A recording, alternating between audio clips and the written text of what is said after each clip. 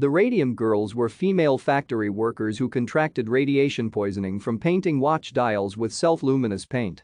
The painting was done by women at 3 different United States Radium factories, and the term now applies to the women working at the facilities, one in Orange, New Jersey, beginning around 1917, one in Ottawa, Illinois, beginning in the early 1920s, and the third facility in Waterbury, Connecticut. Told the paint was harmless, the women in each facility ingested deadly amounts of radium after being instructed to point their brushes on their lips in order to give them a fine tip. Some also painted their fingernails, face and teeth with the glowing substance.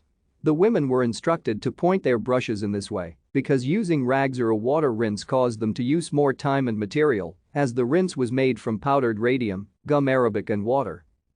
5 of the women in New Jersey challenged their employer in a case over the right of individual workers who contract occupational diseases to sue their employers under New Jersey's occupational injuries law, which at the time had a 2-year statute of limitations but settled out of court in 1928.